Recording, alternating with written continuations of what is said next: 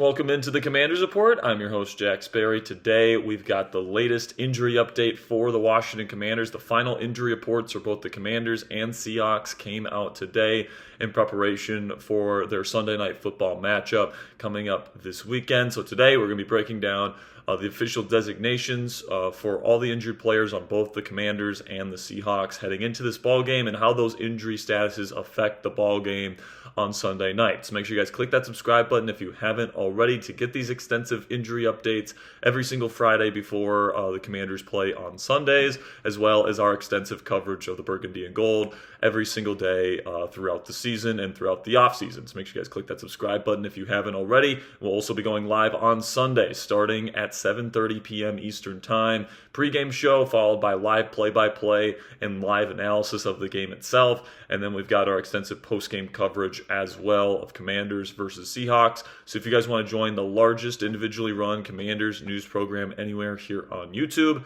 make sure you guys click that subscribe button right now and join our family. All right, so now let's dive into the Commanders injury report first, where, of course, Terry McLaurin is not going to be able to play this week. We learned that early in the week from head coach Dan Quinn, still dealing with that quad injury, re-aggravated it last week on Monday Night Football versus the Chiefs.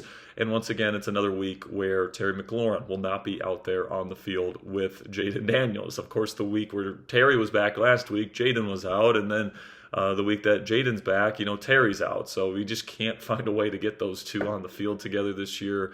And I think that's one of the big reasons why this Commanders offense hasn't been what it was last year, is because when you have that dynamic receiving threat out there, man, it changes a lot about the way defenses play you.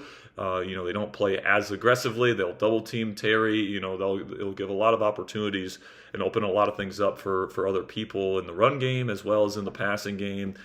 So to not have your star quarterback and your star receiver out there and on the same page for most of this season has been a big disappointment this season, and it makes Jayden Daniels' job going up against this really tough Seahawks defense that much harder on Sunday. And I think, he's going to have to play pretty special on Sunday to be able to get a win versus this really well-balanced Seahawks team. We talk about that in our preview that we put out earlier this week. If you guys want to check that out, it's on the channel where I go over keys to victory, the schematic breakdowns for the Seahawks, all that stuff. So if you guys want to get ready for Sunday's matchup, feel free to check out that video. But also Colson Yankoff will be out with an injury this week, tight end, fourth string tight end.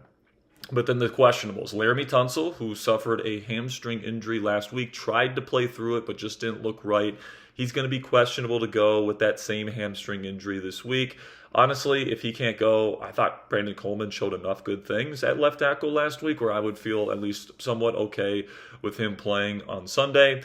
John Bates, the blocking tight end, is also questionable. Unfortunately, he's back in the questionable category. He missed a couple games earlier on in the season, and he's a big part of the run blocking scheme for the Washington Commanders. He's one of the better blocking tight ends in the league.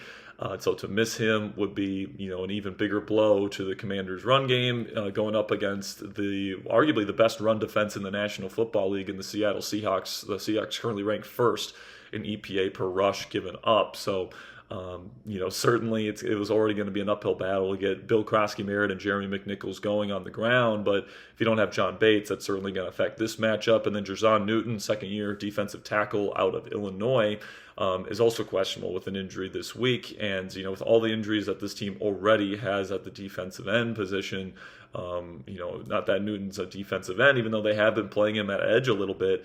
We saw that last week versus the Chiefs. Losing him would be another kind of significant piece to this defensive line that's out of the lineup. I would assume that would mean more Jacob Martin, more Frankie Louvu, more Von Miller at the edge rusher position.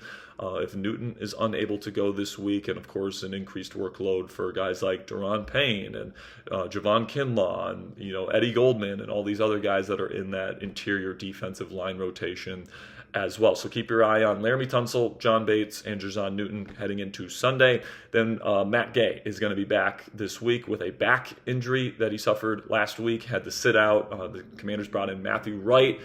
He did go 1 for 1 on his extra point attempts, so that's good. but they end up releasing him because Matt Gay is good to go. He practiced in full today, and he will be back for the Washington Commanders as their kicker on Sunday night. Then we can shift our focus now to the Seattle Seahawks, where they have a number of pretty significant injury designations here. Starting safety Julian Love is going to be out for this ball game, so you're going to have a backup safety in there, most likely Nick Emenwari out there next to Kobe Bryant. And usually they like to use Emenwari as kind of like a third safety, hybrid linebacker type that kind of roams in the middle of the field, kind of that bandit safety, if you will. We've talked about bandit safeties quite a bit on this channel because the Commanders like using those as well. But Emenwari was really drafted to be that bandit safety inside this Mike Macdonald defense that really uses those three safety packages a lot. But with Julian Love out and Emenwari having to step into a full-time true safety role, that they're not going to be able to run that three safety package as effectively as they usually do and as much as they usually want to. So that's a significant injury. Julian Love will be out. But then a couple of questionable players are pretty significant as well. Cooper Kupp, their number 2 receiver, on the other side of Jackson Smith-Njigba, is also questionable to go this week.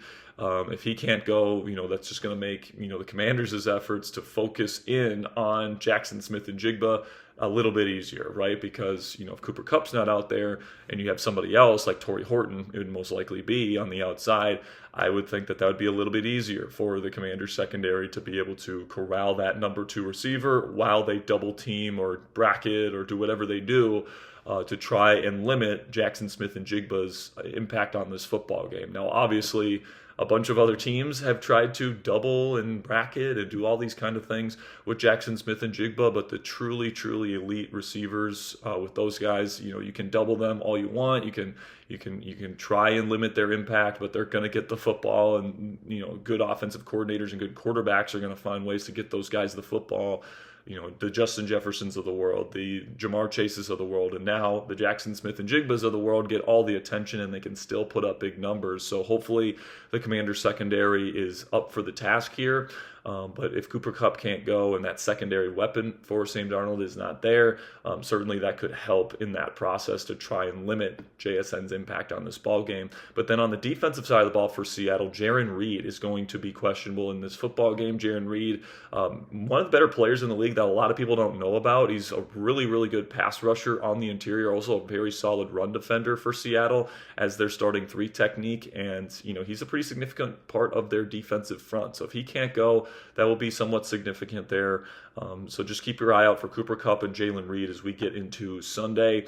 And of course, again, for the Commanders, as a reminder, Laremy Tunsil, John Bates, and Jerzon Newton are the guys that are questionable for the Burgundy and Gold. All right, just wanted to give you guys a quick injury update there on both the Commanders and Seahawks as we prepare for Sunday Night Football. I want to remind you guys we will be going live for that game, 7:30 p.m. Eastern Time on Sunday. It'll be me and Ponzi. We're going to be having a bunch of fun. We're going to be having a pregame show, live play-by-play and analysis of the game with extensive post-game coverage after the game is over. Can't express enough how important this ball game is for the Burgundy and Gold. If they win this game, you're coming off a really, great win at home in front of a national audience versus a very well-balanced, really good, for sure top 10 team in the National Football League right now, in my opinion, in the Seattle Seahawks. And you're feeling pretty good about that because you do it in that scenario without Terry McLaurin on the field. So there's certainly going to be some hope injected into this football team if they can pull off an upset win against the Seahawks on Sunday night. But if they lose, it's going to be a 4th straight loss. It's going to mean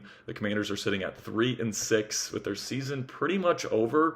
And I would expect, Adam Peters to be working the phones, trying to trade maybe Deron Payne, maybe Deebo Samuel, maybe Zach Ertz, maybe Andrew Wiley before the NFL trade deadline this year.